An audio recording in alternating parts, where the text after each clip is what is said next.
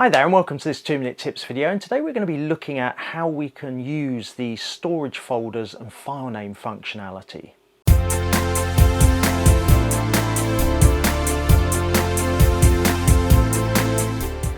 So in a previous video we looked at the default settings and structure that Nikon has put in place for storage folders and file naming in their cameras, and in particular the Z series mirrorless cameras.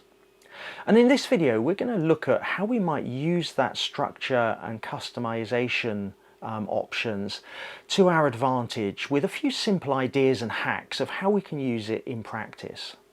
Whilst this functionality doesn't improve image quality, it can help streamline our workflow and help us unlock the easier use of other functionalities such as playback in camera.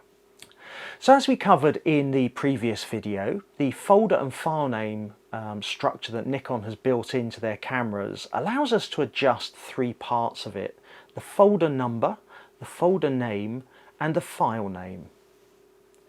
Over the years I've left my camera predominantly set to the default, but I've streamlined and automated my workflow using the Lightroom import functionality.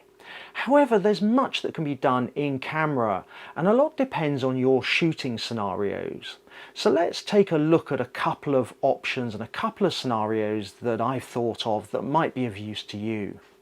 So in this first scenario, let's think about the scenario where we might have multiple projects on the go at the same time and we're shooting in parallel, or perhaps multiple clients. It's possible that we'll want to shoot them at the same time and perhaps even on the same card, but we want to separate those images for easier import or playback. So in this scenario, it may be possible to adjust the folder number and the folder name to give us better separation of different types of images. If we look at the folder number, then what we could do is create a different folder for each project or client. Things to consider here is that if we want to use the camera for more general shooting, then it will start at 100 and increase in increments of 1 for every 10,000 images we take. So we might want to leave that space clear. We obviously want to keep away from folder 999, because when you get to the end of that it will disable the shutter and you have to restart. It's also important to remember that every 10,000 images the camera will automatically increase the folder name or folder number by 1.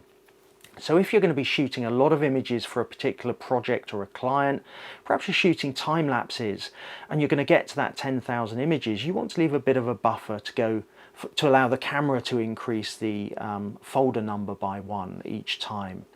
So for example, if you've got 3 projects or 3 clients, you want to create folders at 400, 500 and 600 for each of them as a starting point. If you've perhaps got a larger number of projects or clients, maybe you start at 410, 420 and 430, etc. to give you more latitude for multiple projects.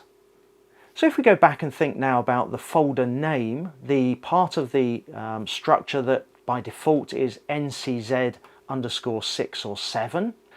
If you're using multiple cameras, then maybe you want to denote the camera like Nikon have done by default between the Z6 and Z7. If you've got a pair of Z6s, maybe you want to call it Z1 and Z2 so that you can denote between the two cameras.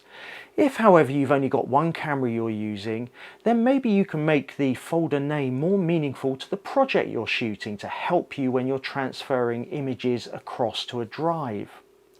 So there's a couple of options in the file name, or maybe you want to leave it set to NCZ_6 and 7 if you've got different, a Z6 and a Z7 for example. Or of course you could change the file name to denote the camera type, so you could change the DSC to NC6 and NC7 for example. So you've got a number of options for adjusting the folder name or the file name, and this can help us particularly when we get to playing back images in camera. We want to look at a particular project, or perhaps we want to show a client their particular images. If we've stored a project or a client in different folders, then it's easier to find those images and show the client or the project their particular images. Equally, when we come to import the images from the card or the camera into a drive or a computer, then it's possible that we could align the folder structure, the directory structure on the computer or the drive to marry up with the numbers. So we have the directory, the first 3 digits of the directory, the same as the folder number on the camera. So it's easy to remember that images in a folder number 400 on the card or the camera go into directory number 400 on your drive. So it starts to help you automate and make your workflow much more streamlined. So the second scenario I've thought of is perhaps where you're on holiday or you're taking a trip where you're shooting images over multiple days and actually storing the images from each day or each place you visit in a different folder is of benefit to you. So in this scenario, we would use a different folder for each day or each place we visit. So perhaps we'd number them 401, 402, 403, etc. and possibly make the folder name the same as the place that you're visiting on that day or in the images in that folder.